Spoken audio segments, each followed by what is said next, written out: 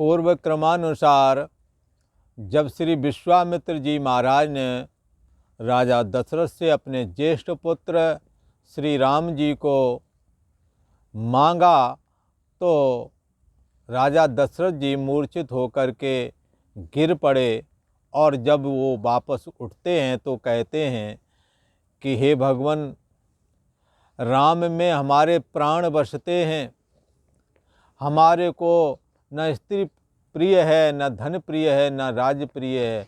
हमारे प्राण तो श्री राम जी में बसते हैं। इसलिए यदि तुम राम जी को ले जाओगे तो निश्चय करके ही हमारे प्राण निकल जाएंगे। और हमारे ही नहीं, इन्हों को देख करके इनकी माताओं को संतुष्टि मिलती है। इनके जो मंत्री लोग हैं इन्हें देख करके ही सुखी होते हैं। इसलिए जब विश्वामित्र जी से जब ऐसा कहा कि हे भगवान, मैं राम को नहीं दे सकता, तब विश्वामित्र जी कुपित हुए। तब सारी पृथ्वी कांपने लगी। देवताओं को लगा अब क्या होने वाला है। तो उसी समय श्री दशरथ जी के कुल गुरु श्री वशिष्ठ जी महाराज ने कहा, हे राजा दशरथ, तुम्हारे को ऐसा व्यवहार उचित ना था। पहले तो तुमों हमारे सामने ही ये बात कही थी कि जो तुम मांगोगे वो तुम्हारा अर्थ पूरा हो गया, ऐसा समझना। अब तुम अपने वचन से मुकर रहे हो, ये तुम्हारे को उचित नहीं है। यदि तुम ऐसा सोचते हो कि हमारे राम यदि श्री विश्वामित्र जी के साथ में जाएंगे तो उनकी कहीं हानि ना हो जाए, तो ऐसा तुमों कभी सोचना नहीं। क्योंकि ये जो विश्वामित्र है ये काल पुरुष के समान है। जितने भी धनुष विद्या अस्त्र शस्त्र हैं, जितना इनके पास है इतना किसी के पास में नहीं है। और इनकी तपस्या से प्रसन्न होकर के प्रजापति दक्ष ने अपनी जया और सुभगा नाम की 2 कन्याओं का विवाह इनके साथ कर दिया है।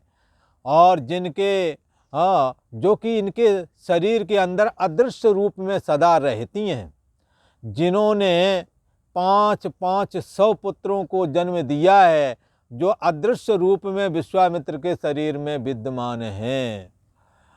ये राक्षसों के लिए काल के समान है। कितने भी राक्षस बलवान क्यों न हों, इनकी जो जया और सुभगा नाम की जो अदृश्य सिद्धि स्वरूपा जो पत्नियां हैं, इनके पुत्र उन समस्त राक्षसों को नष्ट कर डालने में समर्थ हैं। इसलिए तुम्होंने इस बात की चिंता नहीं करनी कि राम जी की हानि हो जाएगी, कष्ट प्राप्त होगा। विश्वामित्र जी के रहते ये बात संभव नहीं है। इसलिए वशिष्ठ जी ने कहा कि हे राजन दशरथ, तुम राम जी को विश्वामित्र जी के साथ भेज दो। यदि तुम नहीं भेजोगे तो तुम्हारे 2 प्रकार के पूर्ण कर्मों की हानि हो जाएगी। जो तुमने इतने लंबे जीवन में कुआ बावली बनवाए, बाग लगवाए, धर्मशालाएं बनवाई, उनसे जो तुम्हें पुण्य प्राप्त हुआ है वो सब नष्ट हो जाएगा। और जो तुमने यज्ञ किया, तप किया, व्रत उपवास किए हैं, उनसे जो पुण्य बना है वो भी नष्ट हो जाएगा। इसलिए अच्छा है कि तुम श्री राम जी को मेरे कहने से श्री विश्वामित्र जी के साथ भेज दो, निश्चय ही कल्याण होवेगा। जब ऐसा वशिष्ठ जी ने कहा तो राजा दशरथ ने कहा कि राम जी तो रोगग्रस्त से लगते हैं, उनको संसार से वैराग हो गया है। अरे कोई दूत जाए और हमारे राम जी को उनके सखाओं के सहित और उनके मंत्रियों के समेत लेकर के आवे। तब भगवान राम अपने सखा और मंत्रियों के सहित आकर राजा दशरथ को प्रणाम करते हैं। तभी उनको तथा गुरु वशिष्ठ जी को भी प्रणाम करते हैं और विश्वामित्र जी को भी प्रणाम करते हैं।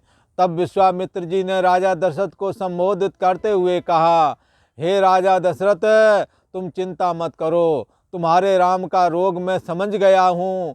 हम और ब्रह्मा जी के मानस पुत्र वशिष्ठ जी मिलकर, दोनों मिलकर के तुम्हारे पुत्र को जगा देंगे, समस्त रोगों से मुक्त कर दूंगा और जैसे पहले विचरण किया करते थे प्रसन्नतापूर्वक ऐसे ही विचरण करेंगे, राज्य भी करेंगे, पर राज्य से सदा असंग रहेंगे, जीवन मुक्त होकर के विचरण करेंगे।